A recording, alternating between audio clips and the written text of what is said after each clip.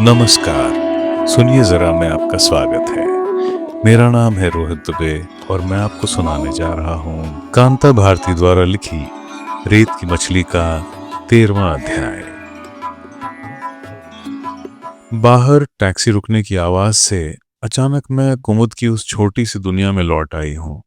झप झप करके टैक्सी के दरवाजे बंद होते हैं और खुली हंसी की दो आवाजें सुनाई देती हैं। मैं चौंक जाती हूँ। इतनी ज्यादा रात हो गई, मुझे पता ही नहीं चला।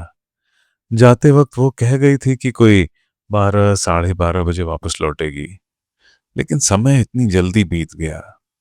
कितने बरसों का इतिहास आंखों के सामने से गुजरता चला गया।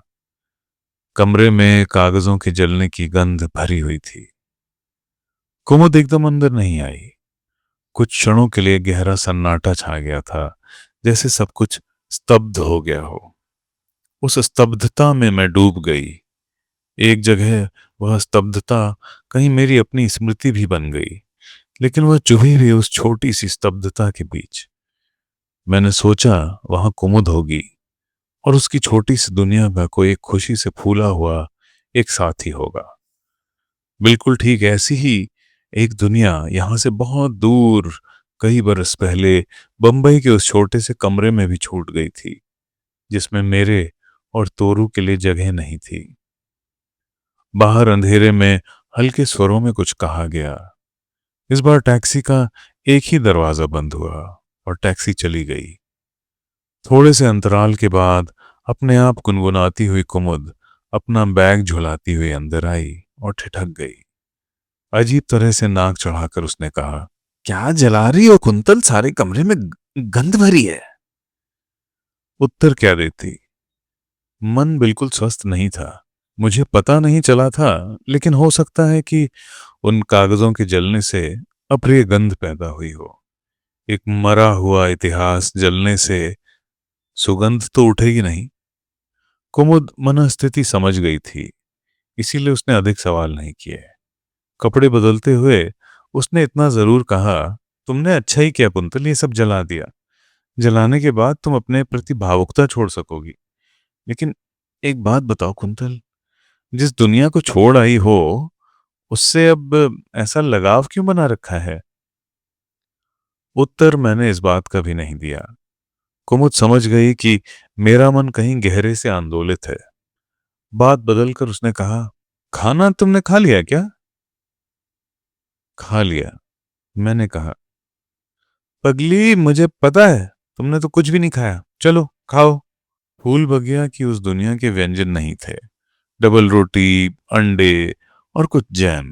अपनी दुनिया से बहुत दूर एक जो दूसरी जिंदगी शुरू हो रही थी, उसका यह पहला प्रसाद था। रात काफी हो आई थी। बहुत गहरे सन्नाटे में बहुत दूर कहीं एक अकेला कुत्ता चौंक कर भौंकने लगता था। जलाए हुए कागजों के साथ मेरी नींद भी जैसे जल गई थी।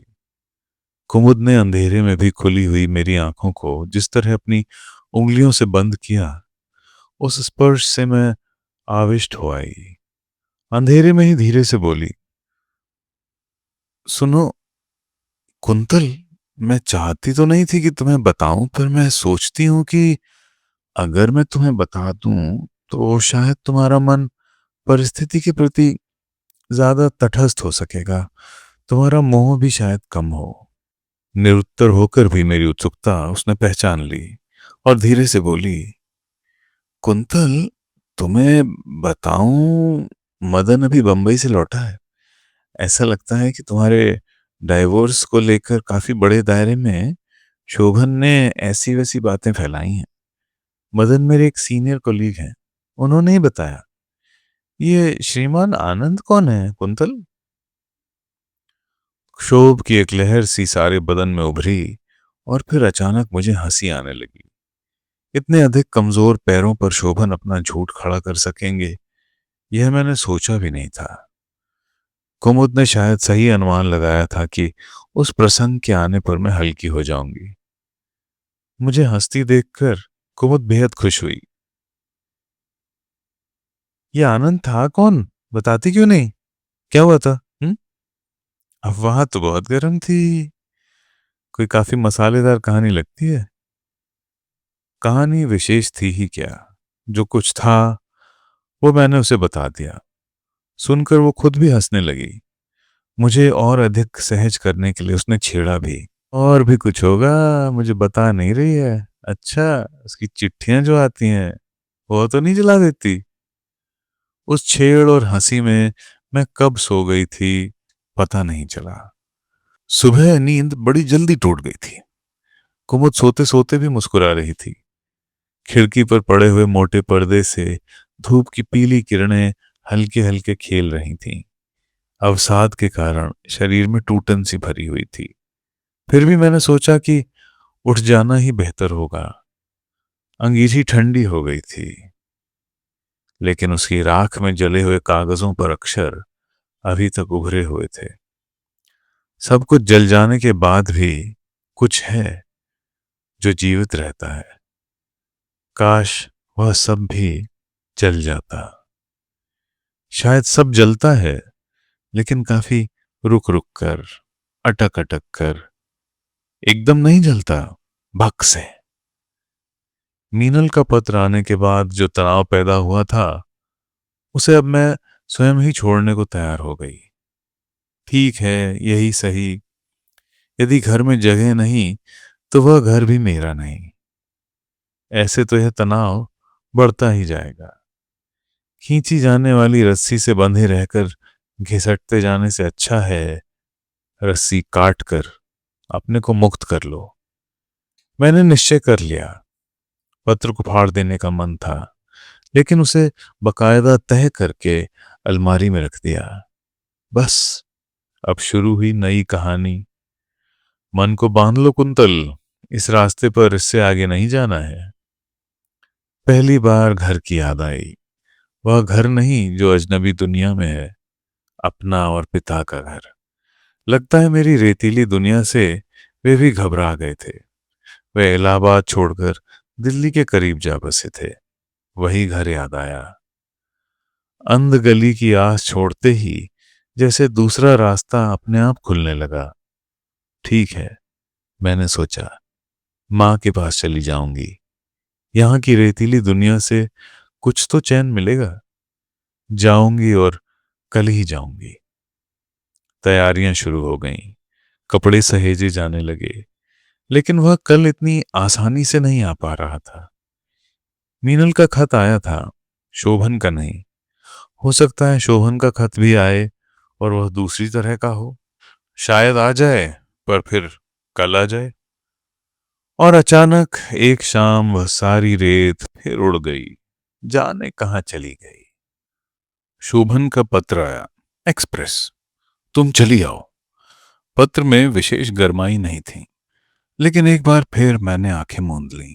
वही तैयारियां जो मां के यहां जाने के लिए अनबने ढंग से कर रही थी, सहसा उत्साहपूर्ण तैयारियों में बदल गई।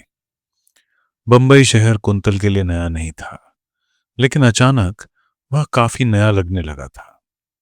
तोरू सफर भर परेशान होती आ रही थी, लेकिन स्टेशन पर उतरते ही उसमें भी ना जाने कहां का उत्साह आ गया था। एक ऊंची इमारत के आगे टैक्सी रुकी। टैक्सी वाले ने पैसे निकालते समय मेरे हाथों का कंपन देखा। पैसे निकालने में कितनी देर हो रही थी। इमारत के द्वार की ओर देखने की हिम्मत नहीं हुई। लगा शोभन टैक्सी की आवाज पर आ गए होंगे। उसी तरह दोनों बाहें फैलाकर स्वागत करेंगे। दरवाजे पर कोई नहीं था। एक गोरखा चौकीदार ऊंघ रहा था। तोरू को संभालकर दूसरे हाथ से अटैची दरवाजे तक खींची। दरवाजा अभी भी वैसा ही सूना था। जब मैं बिल्कुल दरवाजे पर पहुंच गई तो ऊंघते गोरखे ने आंखें ऊपर उठाई। शोभन साहब का घर यही है? मैंने पूछा। कौन शोभान? गोरखे ने आश्चर्य से पूछा। शोभन साहब, वो जो। ओ ओ छठा माला, चौथा फ्लैट, ऊपर ऊपर। कहकर वह फिर ऊँघने लगा। ऊपर अकेले ही पहुंचना होगा, साथ तोरू है। अटैची कैसे ले जाऊं? बंबई के बारे में काफी सुनती रहती थी। अटैची छोड़ना उचित न लगा। धीरे धीरे एक बाह में तोरू को लटकाए अटैची घसीटती सीढ़ियां चढ़ी। सीढ़ियों के बाद लंबा बरामदा था और उसी बरामदे में कहीं चौथे नंबर का फ्लैट था। अटैची अब यहां छोड़ दी, अधिक खोजना नहीं पड़ा, फ्लैट मिल गया था। थोड़ी देर द्वार के बाहर खड़ी रही। अब सोचती हूं कि कितनी मूर्ख थी मैं। सोच रही थी जैसे द्वार अपने आप खुल जाएगा। थोड़ी देर बाद दरवाजा खुला। खोलने वाला एक नौकर था। वही अजनबी निगाहें, वही अपरिचय के सवाल। मेरी बात सुनकर उसने लपक कर अटैची नहीं पकड़ी, एक और होकर अंदर आने को भी नहीं कहा। दो क्षण जैसे पसो पेश में रहकर अंदर चला गया।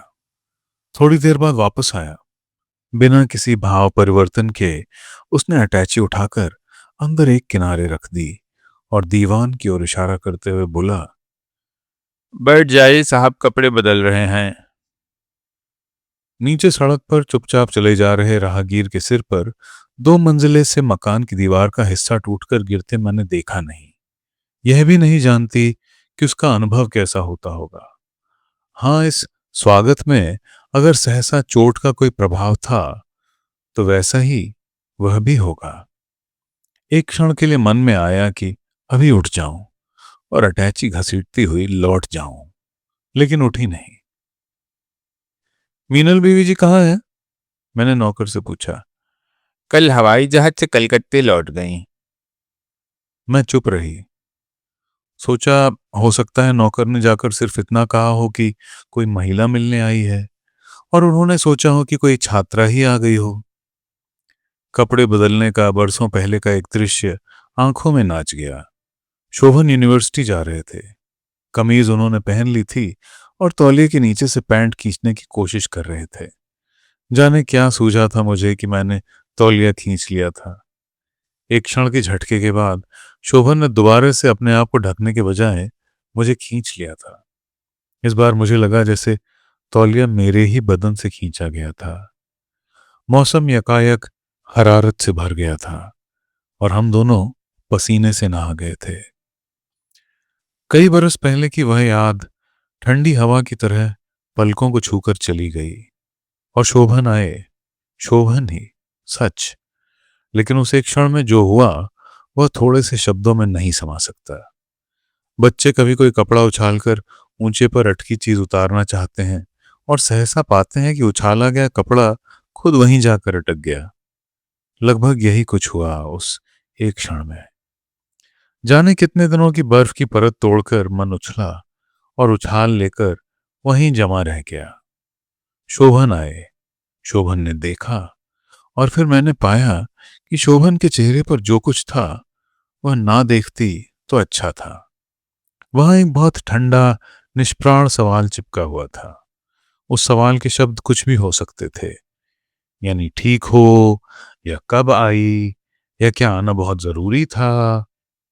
इससे भी अधिक शब्दों की आवश्यकता होगी, बल्कि संभवतः एक समूचे ग्रंथ की आवश्यकता होगी उस एक क्षण की व्याख्या के लिए। मेरा मन ठहर गया, बल्कि भय से सिमट गया। एक क्षण देर से ही मैंने नमस्कार किया। तोरू आश्चर्य से उनकी ओर देख रही थी। संभवतः संभवतः उससे अधिक आश्चर्य से वे अपने आप को देख रहे होंगे। तोरू के चेहरे के सामने चुटकी बजाकर उसे बहलाने का छोटा सा नाटक करने के बाद शोभन ने नौकर को आवाज दी और बोले, इनके लिए तौलिया साबुन वगैरह बाथरूम में रख दो। तुम चले कहाँ जाते हो? स्वर की हल्की सी तिक्तता शायद मेरे लिए थी। परिस्थिति को एक बार नए सिरे से संभालने के लिए मैंने जल्दी में ही अपने को दोबारा समेटा। आपका स्वास्थ्य कैसा है? मुझे उत्तर देने में उन्होंने जल्दबाजी नहीं की, लेकिन पूरी तरह से विरक्त भी नहीं हुए।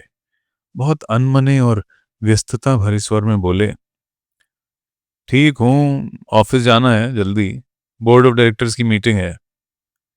जिस तरह खींचकर उन्होंने जुराब चढ़ाई, उससे लगा जैसे वे अपने आप पर कोई परत चढ़ा रहे हों। तोरू आपको बहुत याद करती थी, रास्ते पर आपको पुकारती आई।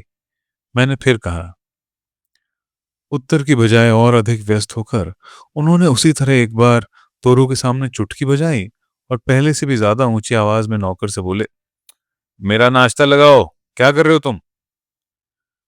मुझे लगा बर्फ को तोड़ना इतना आसान नहीं है, कम से कम अभी तो नहीं है। तोरू को मैंने नीचे बिठा दिया और एक नजर कमरे पर डाली। अपनी फूल बगिया के ऊपर का नीला कमरा एक क्षण के लिए कौंध गया और लगा उसी एक क्षण में भयानक अपरिचय बिखेर गया। कहाँ थी वह गंध, कहाँ थी गाढ़े परिचय की वह गुनगुनी रोशनी? देखो, उसे जमीन पर क्यों बिठा दिया? ऊपर बिठाओ या अंदर? कहते कहते वे रुक गए। अंदर पलंग पर तोरू के बैठाए जाने का हुक्म वे पूरे अधिकार से दे सकें, इस स्थिति में शायद नहीं थे। फिर भी मन बड़ा आश्वस्त हुआ। तोरू को अंदर नहीं ले गई। थोड़ी बड़ी हो गई थी, इसलिए गिर जाने का डर कम था। इसलिए उसे सोफे पर बैठा दिया और बाथरूम चली गई। बाथरूम जाना बहुत आवश्यक तो नहीं था, फिर भी लगा थोड़ी देर कम से कम पलायन के रूप में ही सही वहां आना आवश्यक था। कोई 10 एक मिनट लगे होंगे वहां। उस बीच बातचीत का एक और छोर मैंने खोज लिया। सोचा इस बीच शोभन को लिखे पत्रों के बारे में पूछूंगी कि वे मिले या नहीं, और इसके अतिरिक्त उनके साप्ताहिक के बारे में लेखकों की प्रतिक्रिया बताऊंगी। हाथ मुंह धोकर मन थोड़ा शांत हो गया था। बाहर आई। तोरू के आसपास सोफे पर कुछ रंग बिरंगे कागज और पत्रिकाएं बिखरी हुई थीं। मन को बहुत अच्छा लगा। तोरू उनमें व्यस्त थी। उसे प्यार करके मैं अंदर गई। मेज पर एक प्लेट में आधा खाकर छोड़ा नाश्ता और आधा कप पी गई चाय पड़ी थी। नौकर मेरे अंदर आते ही उसे समेटने लगा। मैंने अनायास पूछा, साहब चाय नहीं पियेंगे? उनको जल्दी जाना था बीवी जी। उसने बहुत ठंडे लहजे में कहा और बर्तन समेटता रहा। जाना था? क्या मतलब, चले गए? मैंने अचकचा कर पूछा। जी, बोल गए हैं लंच दफ्तर में करेंगे। आपके लिए क्या बनाऊं बीवी जी? नौकर ने किचन की ओर लौटते हुए पूछा।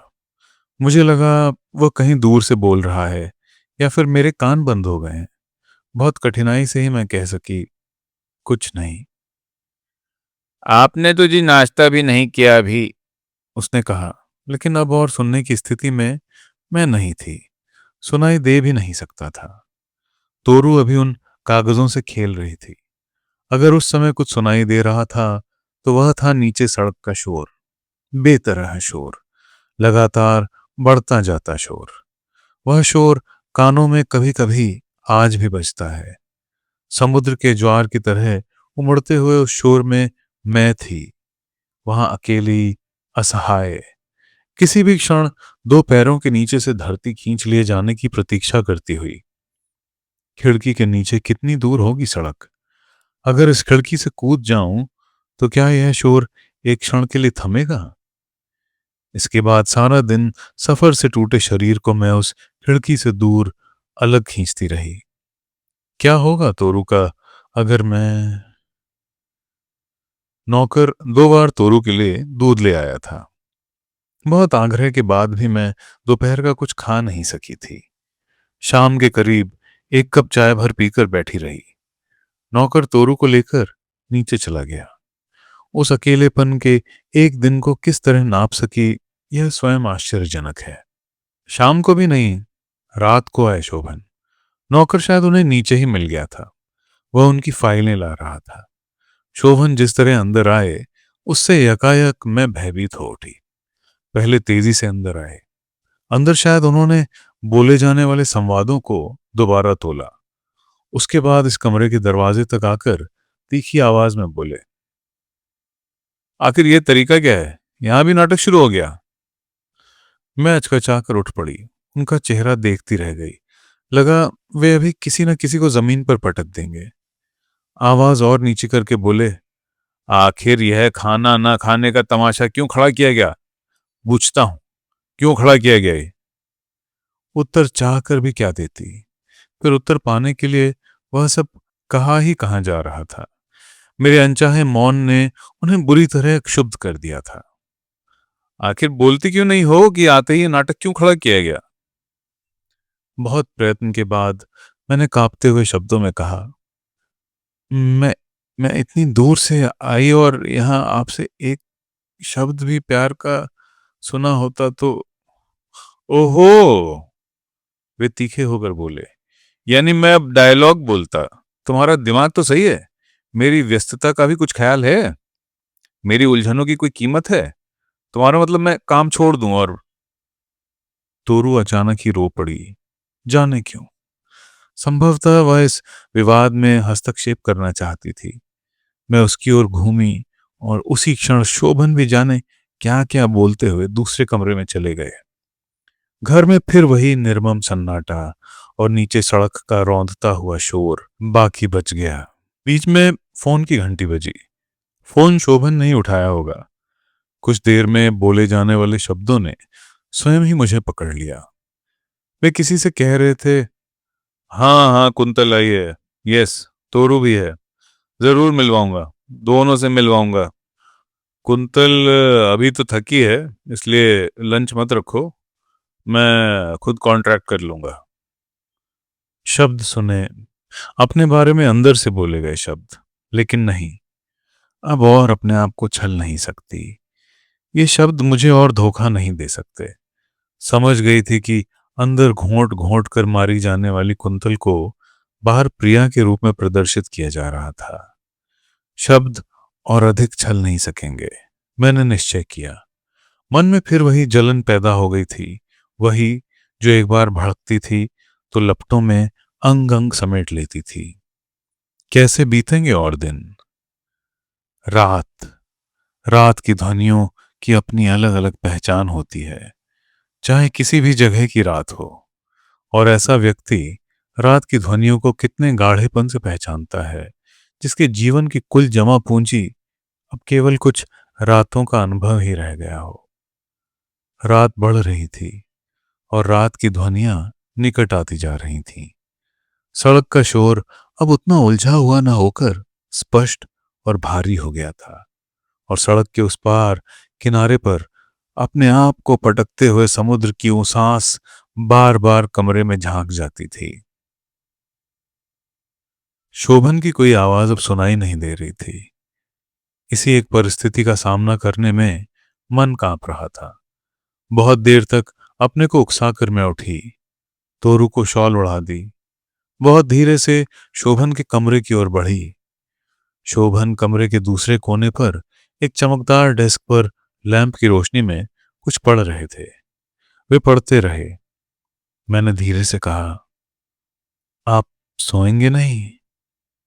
शोभन कुछ नहीं बोले। मैंने दोबारा वही प्रश्न पूछा। दो पल रुककर उन्होंने किताब किंचित खींच से बंद की और बोले, तुम्हारा बिस्तर लगा दिया गया है, मुझे काम करने दो। तुम्हारा बिस्तर? बस, अब इससे अधिक नहीं। लेकिन उपाय? राह? खिड़की के नीचे एक छलांग? 1 दिन, 2 दिन, 3 दिन लगता है। मैं वह अभियुक्त हूं जिसके अदालत में पहुंचने से पहले ही सजा सुना दी गई। सजा? एकांत कारावास। कारावास में केवल वह खिड़की है जो अपनी लगती है, और कुछ भी तो नहीं। लेकिन कितना भयावह है वह अपनापन। सारे दिन के उस रौंदने वाले सन्नाटे में कभी कभी इशारे से वह खिड़की बुलाने लगती है और फुसफुसाकर पूछती है, तुम्हें रास्ता मिला? नहीं, मैं घबरा कर कहती हूं, नीचे देखो, रास्ता है, या फिर उस समुद्र को देखो। कितनी शीतल समाधि होती है समुद्र, और खिड़की रहस्यपूर्ण हंसी हंसती है।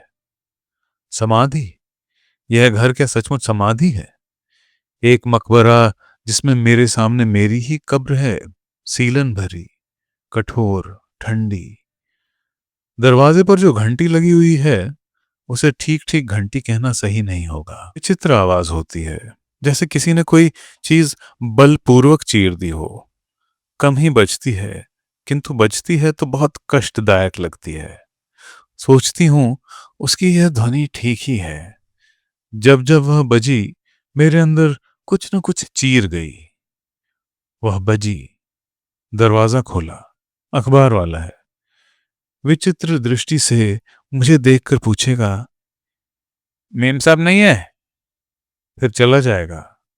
दूध वाला, सब्जी वाला, मक्खन डबल रोटी वाला, मेम साहब नहीं है?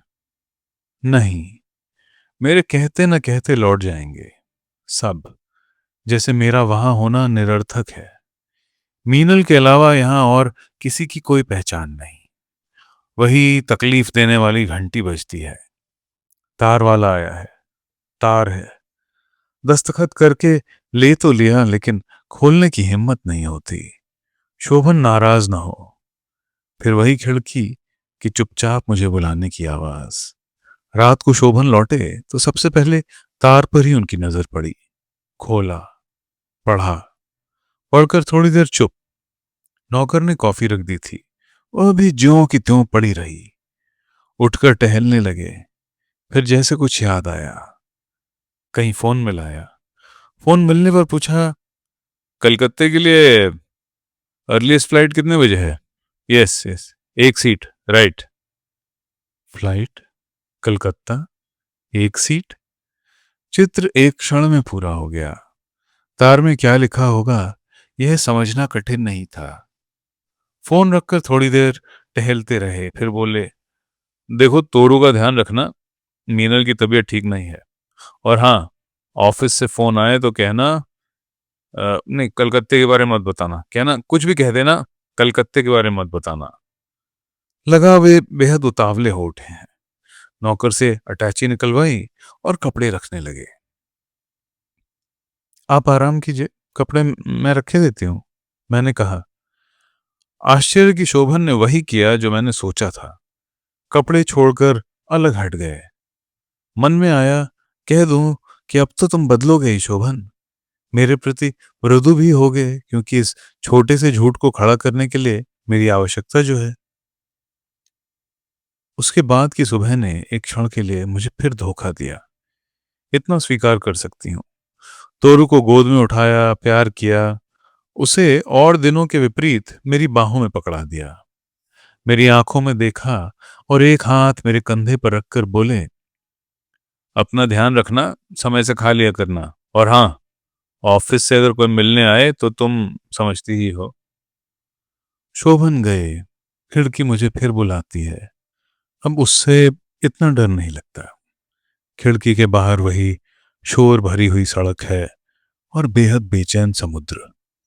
समुद्र के ऊपर नीले आसमान पर फिसलते हुए बादलों के कुछ टुकड़े। शोभन गए। मैं हवाई जहाज पर कभी नहीं चढ़ी। सुना है जहाज जाता है तो रास्ते में बादल मिलते हैं। क्या वही हैं मेघदूत, कालिदास के यक्ष के संदेशवाहक?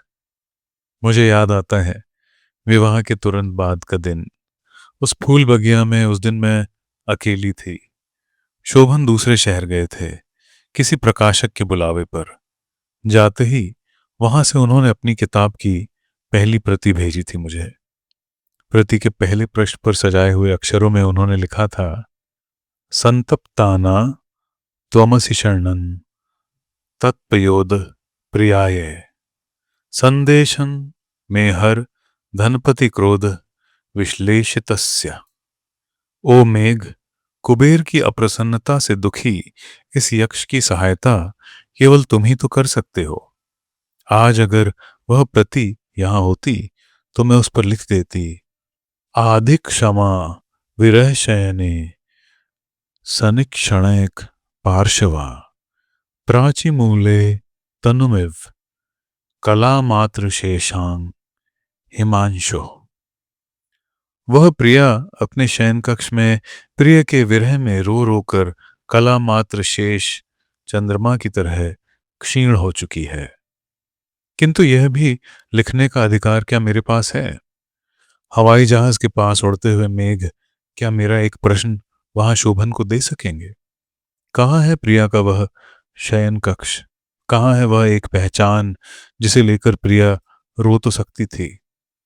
शोभन की प्रिया क्षीण होती रही, पीली पड़ती रही, पर रोई नहीं। रोने से होता भी क्या? यह समूचा सागर आंखों में उतार कर भी क्या व्यथा हल्की हो सकती थी?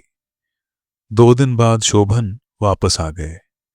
वही जिन्होंने जाते जाते कहा था, अपना ख्याल रखना। दरवाजे की उस कर्कश घंटी के साथ जिस हंसी की आवाज सुनाई पड़ी थी, वह मेरे अगले दिनों की सही सही पूर्व सूचना थी। मैं अब सब कुछ कह डालूं, इसकी तत्परता मुझे कंपाए दे रही थी।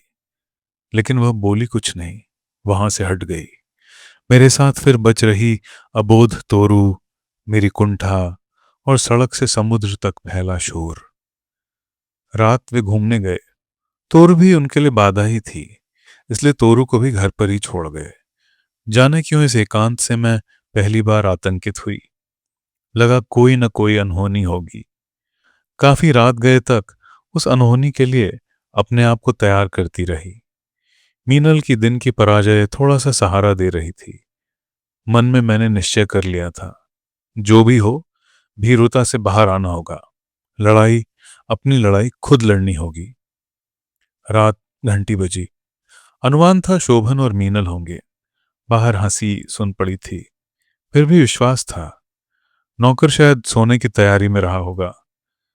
तीसरी बार घंटी बजने पर दरवाजा मैंने ही खोला। शोभन थे, मीनल भी, दोनों चुप। 2 क्षण तक वे वहीं उसी तरह खड़े रहे। मैं दरवाजे से अलग हट आई। वे अंदर आए और दरवाजे को अच्छी तरह बंद किया। अभी मैं पीछे घूमी ही थी कि किसी हाथ ने मेरे बाल पीछे से पकड़कर खींचे। मेरे घूमते न घूमते शोभन ने शायद घूंसे से चोट की। शब्दों ही से तैयार थी मैं, और अब लगा कि वह अनजानी आशंका क्या थी, उसके बाद संभलने का अवसर नहीं मिला। झटके से बलपूर्वक जमीन पर पटकी जाने के बाद कमर और पसलियों के पास जूते की नोक की भरपूर ठोकर और उठाकर दोबारा जमीन पर पटक दिया जाना। उन थोड़े से क्षणों में एक असहाय चीख भी गले में ही सूख गई थी। शोभन क्षुब्ध थे, केवल इस बात पर कि मैंने मीनल को गालियां दी थीं। वे थोड़े से शब्द उन दोनों की तफरीह के क्षणों में गालियां बन चुके थे, और सफाई या प्रतिवाद का अवसर तो वहां था ही नहीं। रात कितनी हो गई थी पता नहीं। तोरू के कारण तोरू जाग न जाए और जाग कर उनको परेशान न करे, इसलिए मुझे एक बिस्तर पर धकेल दिया गया था। कमरे में इतना अंधेरा तो नहीं ही था। आश्चर्य होता है तब सहसा मर जाना क्यों ना हुआ था। बाहर समुद्र का उफान है। खिड़की उसी तरह फुसफुसाकर कहती है, कुंतल खामोश रहना, दर्द की करह भी ना हो, खामोश रहना।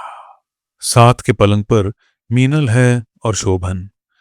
जाने कैसे फूल बगिया वाला शोभन अपनी केंचुल उतार कर रह जाता है मात्र पशु, बल्कि पशु युगल। गरजते हुए सागर की आवाज में उनकी नग्नता 2 मदांध पशुओं की तरह फूट पड़ती है। उठना होगा। शोभन वहां कहाँ है? शोभन ही है जो कुछ है। मैं कराह कर उठी और झटके से दरवाजे की ओर बढ़ी कि कम से कम दूसरे कमरे में चली जाऊं। शोभन थम गए। लपक कर उन्होंने मेरा हाथ पकड़ा और दोबारा पलंग पर पटक दिया। क्या नाटक करती है, दुनिया में कोहराम मचाएगी, दुनिया को दिखाएगी। नहीं, दुनिया को अब दिखा भी क्या सकती हूं। दिखाने के लायक रहा ही क्या था। वह जिसने मुझे एक झलक देखने के लिए तपती धूप में दिन गुजारा था, खड़े खड़े मात्र वही शोभन था मेरे पास, जिसे मैं दुनिया को दिखा सकती थी।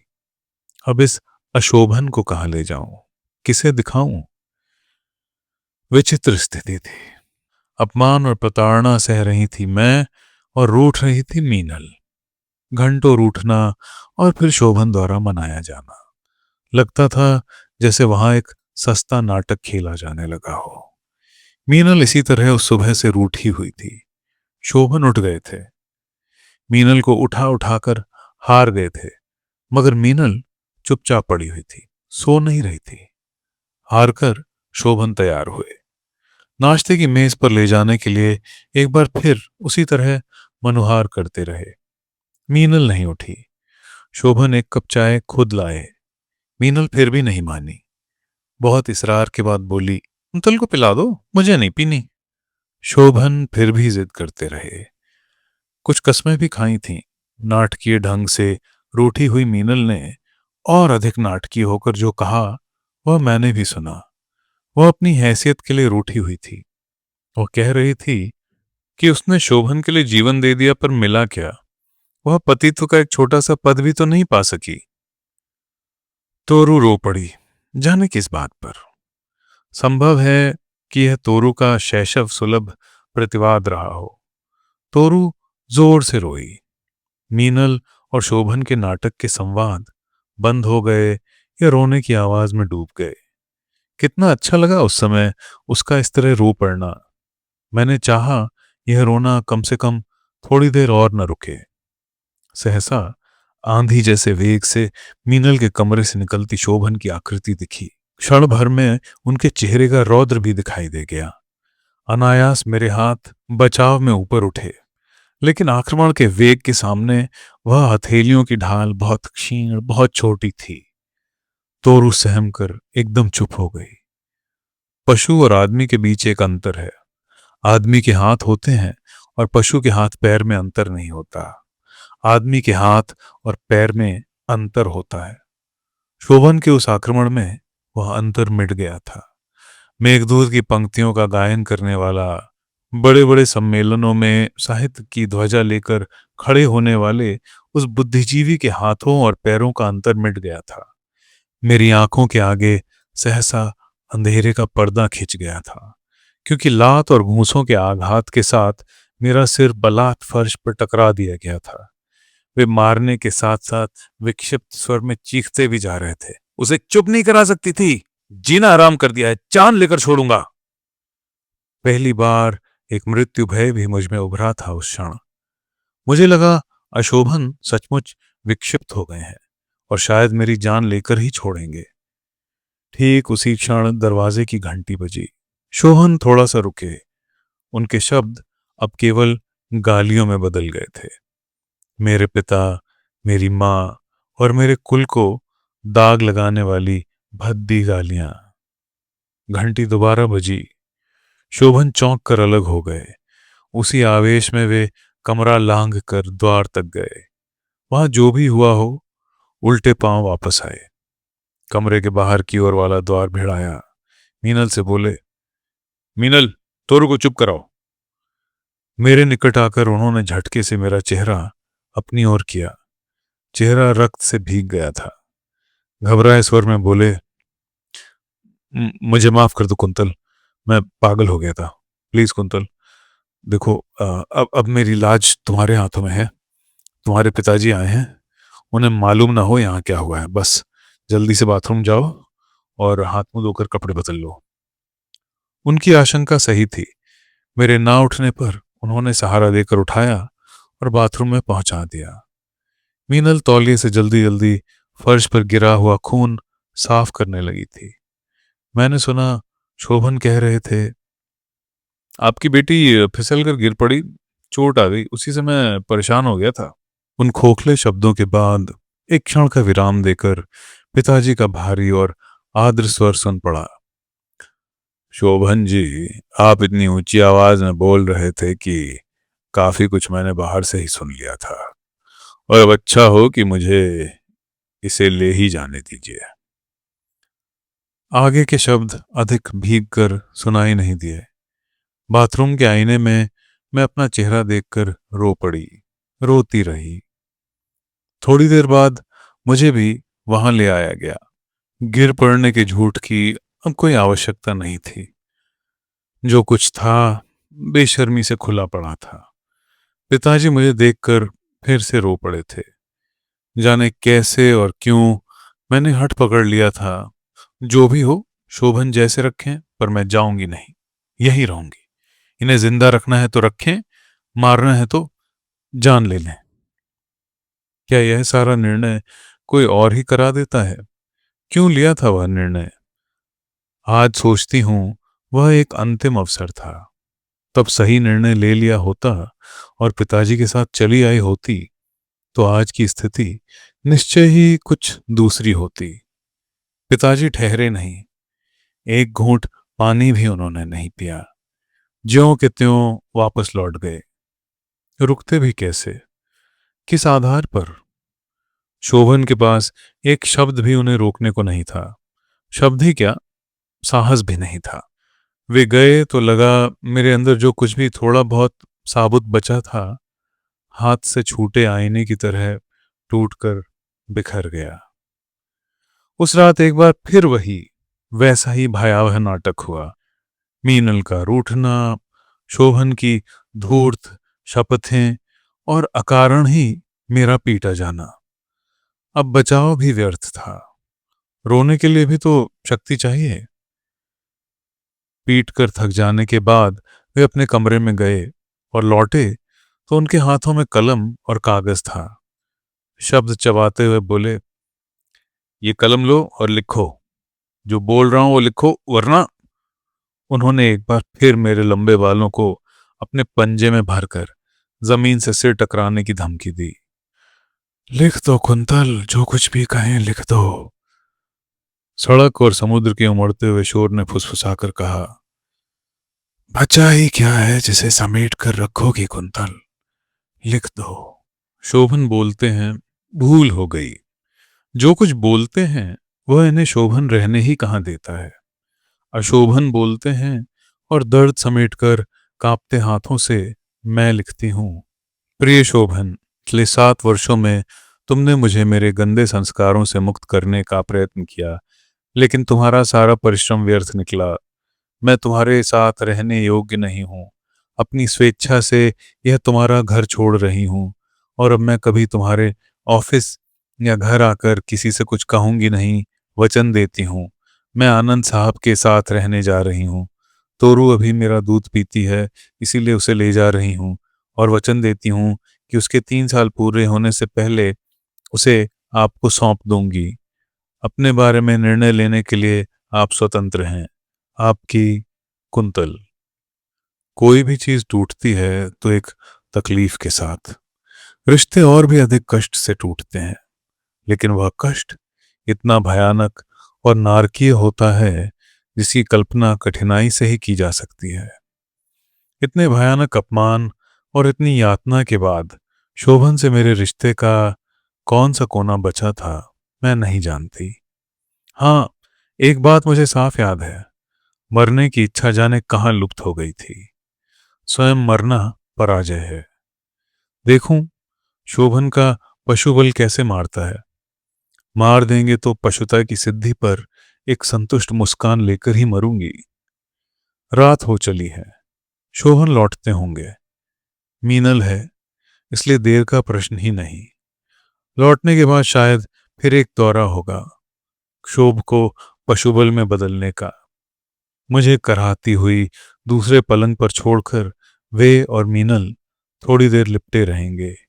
गंदगी का वह क्षण आएगा, फिर पसीने पसीने होकर दोनों सो जाएंगे जैसे वहां कुछ भी ना हुआ हो। रात हो चली थी। शोभन आए। वे किसी से बातें कर रहे थे। कोई और भी था पुरुष। उसके पीछे एक व्यक्ति और भी था। बैठक में देर तक वे बैठे। चाय वहीं चली गई। इसके बाद शोभन अंदर आए। उनके हाथ में एक मोटा कागज था, अदालती स्टैम्प पेपर, जिस पर पहले से कुछ टाइप किया हुआ था। बोले, इस पर दस्तखत कर दो। लिखे गए शब्द मैंने पढ़े नहीं थे, लेकिन काफी सीमा तक उनकी कल्पना कर सकती थी। दस्तखत ना करने का कोई निश्चय बिल्कुल ही नहीं था। फिर भी थोड़ी देर कागज लेने को हाथ नहीं बढ़े। शोभन ने दांत पीसते हुए फिर वैसा ही कुछ कहा, वही सब कुछ अशोभन, गालियों से लिथड़ी हुई धमकियां। कागज लेकर मैंने दस्तखत कर दिए। कागज उन्होंने तुरंत हाथ से ले लिया और दूसरे कमरे में चले गए। मैं अचानक रो पड़ी। बहुत देर तक रोती रही। तोरू बाहर उदास हो गई थी। बार बार मेरी ओर देखती और ना जाने क्या कहने के लिए अपनी नन्ही हथेली से मेरा चेहरा छू देती। मौन रुदन के बीच कभी कभी मन होता था कि चीख और चिल्लाकर खिड़की के नीचे भागती तमाम दुनिया को इकट्ठा कर लूं और लोगों से कहूं, लोगों, देख लो आकर अपना मसीहा, देख लो यह मानव जिसने मानव मूल्यों पर बड़ी बड़ी बातें कही हैं। देख लो उसके मानव मूल्य। मीनल अब छुपे तौर पर नहीं, बेधड़क खुश थी। दोनों आदमियों के जाने के बाद ही मीनल ने उस बैठक को फूल बगिया वाले मकान के नीचे वाले कमरे में बदल दिया। लगा आज पहली बार वह शोभन को साधिकार प्राप्त कर रही थी। उस रात शोभन देर तक जागे थे। बहुत बाद में मालूम हुआ उसी रात उन्होंने अपने सभी साहित्यिक मित्रों को लंबे लंबे खत लिखे थे। उनमें से एक खत, हाँ वह भी तो है, कुमुद के कमरे की अंगीठी में जले हुए कागजों में से एक। शोभन को उनके इस खत के लिए भरपूर दोषी ठहराते हुए जिसने एक लंबा खत शोभन को लिखा था, उसी ने शोभन का खत बाद में मुझे भेज दिया था। खतों में शोभन ने स्टैम्प पेपर पर लिखाए मेरे वक्तव्य के हवाले दिए थे और दुष्चरित्रा बताकर मुझसे अपने संबंध टूटने के दुर्भाग्य की चर्चा की थी। वह सप्ताह घटनाहीन बीता। बस मेरा वहां होना उनके लिए शून्य और मेरे लिए शिला की तरह भारी होता जा रहा था। कुछ भी ना होना, अपमान और शारीरिक यातना तक की अनुपस्थिति, कभी कभी अपने जीवित होने तक पर संदेह होने लगता था। और तभी फिर घटनाओं का क्रम आरंभ हो गया। शोभन ऑफिस से लौटे और मुझ पर टूट पड़े। चीखती हुई तोरू को मीनल उठा ले गई और शोभन मुझे पीटते रहे, चीखते रहे। उनके उत्तेजना मिश्रित विक्षिप्त स्वर में तेजी से बोले गए जो संवाद सुनाई दिए, उनसे पता चला मेरे कारण उनके साहित्यकार मित्र उनकी निंदा कर रहे हैं। 3 रोज तक यह नया क्रम चलने के बाद एक दिन मालूम हुआ मीनल वापस कलकत्ता जा रही है। वह जाते जाते कह गई कि जब तक यह औरत यहां से नहीं जाती वह वापस नहीं आएगी। दूसरे अवसरों की तरह इस बार शोभन उसको कस्में नहीं दिलाते रहे, मनाते भी नहीं रहे। मीनल चली गई। उसके जाने के बाद एक नया अध्याय शुरू हुआ, अंतिम अध्याय। शोभन ऑफिस गए और लौटे ही नहीं, लौटेंगे भी नहीं। फोन पर उन्होंने नौकर से कहला दिया, उसे कह दो जब तक वहां है मैं नहीं लौटूंगा, उसकी जहां मर्जी हो वहां चली जाए, किराया भिजवा दूंगा। नई धमकी को कैसे लूं? कितनी यातना और छुपी है इस धमकी के पीछे? घटना पर रोऊं, खुश हों या निर्वेद? शाम को चपरासी आया और एक लिफाफा दे गया। लिफाफे में क्या होगा इसका अनुमान लगाने की आवश्यकता नहीं थी। इस बात पर खेद भी निरर्थक ही था कि उसमें 100 रुपए के एक नोट के अलावा लिखी गई एक पंक्ति भी नहीं थी। आज मौसम भी बहुत खराब है। आसमान सारा दिन बादलों से घिरा रहा था और समुद्र रुपहले नीले के बजाय मटमैला काला हो गया था। बार बार उफान से बेचैन समुद्र की आवाज बहुत भयावह और आक्रामक लग रही थी। लिफाफा छोड़कर मैं उठी। फिर वही अटैची। अटैची में गिन गिन कर सामान रखने लगी। फिर कुछ सोचकर एक पेंसिल और कागज ले आई। जो भी गिनी चुनी तोरू की चीजें थीं, उनकी एक सूची तैयार की। सूची के नीचे हस्ताक्षर किए। नौकर मूढ़ कौतूहल के साथ सब कुछ देखता रहा। स्थिति से अनभिज्ञ तो वह नहीं ही था। अटैची घसीटकर खड़ी हुई तो उसने रोक दिया। पहली बार बोला, बीबी जी अटैची मैं पहुंचा दूंगा, आपके लिए टैक्सी लाऊं? बहुत बड़े रेगिस्तान में भटकते हुए आदमी को तपती रेत और झुलसती धूप में अगर एक छोटे से पत्थर का साया भी पांव की 2 उंगलियां छुपाने भर के लिए मिल जाए तो बड़ा अजीब लगता है। उस समय उस नौकर का संबोधन कुछ वैसा ही लगा। स्टेशन आने के बाद बारिश शुरू हो गई, तेज बारिश। तोरू सो गई थी। उसे शॉल से ढक लिया। स्टेशन के बाहरी बरामदे तक फुहार आ रही थी। तपते हुए माथे पर वह फुहार महसूस करती हुई मैं सोचने लगी, जाऊं तो कहां जाऊं? शोभन की मां के पास, अपने पिताजी के पास, या कहीं और, या फिर रेल की पटरियों पर? पराजित व्यक्ति संभवतः निर्णय लेने की शक्ति भी खो देता है, या कम से कम पहले के निर्णयों पर टिके रहने योग्य तो बिल्कुल ही नहीं रह जाता। शोभन की मां के पास लौटने की अब कोई राह नहीं थी। तीसरी किसी जगह का अनुसंधान साधारण काम नहीं था। पिता के पास जाना होता तो उस दिन क्यों कहती कि जैसे भी रखें शोभन के साथ ही रहूंगी। पर इस तरह की अंतिम पराजय के बाद ऐसे निर्णयों पर टिकी रहने की शक्ति रह ही कहाँ जाती है। बारिश में भीगती हुई चली थी। पिता के घर उतरी तो सब कहीं खुशकी थी, मां की आंखों को छोड़कर। जीवन भी तो इसी तरह वहां तक पहुंचा था, एकदम खुश्क, चारों ओर धूल उड़ती हुई, हर कहीं दिशाओं पर छाई गर्द का धुंधलापन। पिता हैं, मां हैं, भाई बहन हैं, तोरू है। फिर भी रेत में भटकने को छोड़ दिए जाने की अनुभूति टूटती नहीं है। किसी ने विशेष कुछ नहीं पूछा।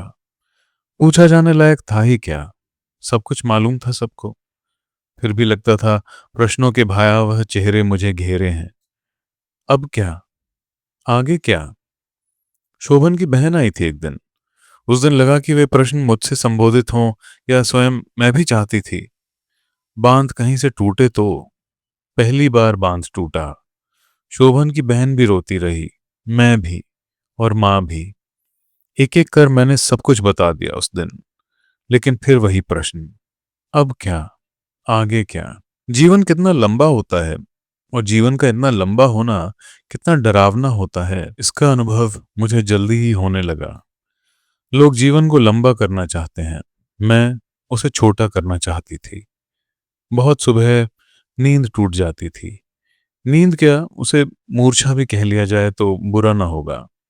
उतनी ही सुबह नहा लेना, शरीर पर पानी गिरता तो लगता इसका गिरना कभी बंद ना हो, यह गिरता ही जाए, और इतना ही गिरे कि अंतर का ताप पिघल जाए। पर वह ताप पानी से कब पिघला है? और इसके बाद ही शुरू हो जाता था पहाड़ सा दुर्दम दुर्लभ दिन। क्या कोई नौकरी की जाए? नौकरी, आनंद साहब की वह घटना साकार हो उठती है। एकमात्र नौकरी का वह घिनौना उपसंहार लांघ कर फूल बगिया में उतरी थी। फूल बगिया के बाद अब फिर वही सिलसिला। इन्हीं रेगिस्तान जैसे लंबे लंबे दिनों में जाने कैसे मुझ तक आया एक पत्र। वयोवृद्ध आशीर्वाद से भाई जी ने आखिर खोज ही लिया। बड़ी पीड़ा से उन्होंने सूचना दी थी कि उन्हें सब कुछ मालूम हो गया है, और वे मेरी सहायता के लिए 250 रुपये गीतकार कवि हरि जी के हाथ भिजवा रहे हैं। पिछले कुछ अंधड़ भरे दिनों के बाद रुपयों के पीछे पहली बारिश में भीगी मिट्टी की गंध जैसी जो सद्भावना थी, उसकी प्रतीक्षा मैंने कई दिन की। बाद में पता चला, बहुत बाद में, कि साकी और जाम के प्यासे कवि को वह सद्भावना इतनी प्यारी लगी थी कि वह उसे उन 250 रुपयों सहित अपने बैंक में रखाया था। भाई जी को एक सप्ताह बाद उत्तर लिखा। उसके तुरंत बाद उन्होंने सूचना दी कि उन्होंने कुछ लोगों से बातें की हैं, और वे चाहते हैं कि दिल्ली में जहां कहीं रिक्त स्थान हो, उसकी सूचना मैं भाई जी को अविलंब दूं। रिक्त स्थानों का पता मैं कहां से लगाती? पिताजी को भी यह पता नहीं लगने देना चाहती थी कि मैं नौकरी करना चाहती हूं, क्योंकि वे सोचते कि मैं अपने आप को यहां भार मान रही हूं। अखबार के कुछ विज्ञापन देखकर उनके बारे में भाई जी को लिख दिया। मन इतना बेचैन था कि भाई जी का उत्तर आने से पहले ही मैंने चुपचाप एक पता नोट कर लिया और मां से किसी सहेली से मिलने का बहाना बना करके बाहर आ गई। दुनिया, भीड़, चारों ओर भागते हुए बदहवास लोग। मैंने अपने डर को किसी तरह दबाया। बस से कहाँ उतरना है यह भी मालूम नहीं था। जाने कितनी दूर बस ले गई, बार बार पूछना अच्छा नहीं लग रहा था। आखिरकार बस ने जहां उतारा वह पुरानी दिल्ली का जबरदस्त शोर और भीड़ भरा इलाका था। हर कोई बदहवास भाग रहा था, जैसे कहीं कोई खतरा उसका पीछा कर रहा हो। लेकिन इस भगदड़ के बीच भी लोगों को जाने कहां से इतना समय मिल जाता था कि वे मुझे देखते, ठिठकते, फिर देखते, आगे बढ़ते और ठिठक कर फिर देखते। मैं साहस जुटाने के बावजूद भयभीत हो उठी। पर्स में पड़ा हुआ पता एक बार फिर देखा। फूल वाली गली, धर्मशाला के पीछे, मकान नंबर 2732, शिशु विद्यालय, फूल वाली गली। पूछते पूछते और अजनबी निगाहों से टकराते हुए जिस फूल वाली गली में मैं पहुंची, वहां फूलों जैसी किसी चीज की कल्पना भी कठिन थी। कठिनाई से दो व्यक्तियों के एक साथ गुजर सकने लायक गली में भी ईंटें बिछी रही होंगी। अब वहां छोटे छोटे गड़े जड़े हुए थे। गली के दोनों ओर रास्ते में कुछ ज्यादा ही चौड़ी गंदे पानी की नालियां। नालियों के ऊपर संकरी छतों की तरह फैले हर मकान के संकरे चबूतरे। चबूतरों पर कौतूहल से भरी बूढ़ी औरतें, मैले बच्चे। वहां गंदगी थी, अंधेरा था, सीलन थी, बदबू थी, और अगर कुछ नहीं था तो वे फूल जिनके नाम पर वह गली जाने कब फूल वाली गली हो गई थी। मैंने सबसे पहले धर्मशाला का पता पूछा। जिस बूढ़े से पूछा था वह जवाब देने की बजाय अपनी पीठ खुजलाता हुआ मुंह फैलाए खड़ा रहा। पास का बच्चा भी कुछ नहीं बोला। इसी बीच चबूतरे पर बैठी एक औरत खिसक आई। उसने पहले मुझे घूरा, फिर सिर्फ इतना बोली, आगे है बाजू में, वहां पीपल का एक पेड़ भी है। बच्चे ने अब अपना सुझाव दिया। पीपल का पेड़ इस बित्ता भर चौड़ी गली में हार कर आगे बढ़ी। थोड़ी दूर पर धर्मशाला मिल गई। बाहर से मैले मंदिर जैसी लग रही थी।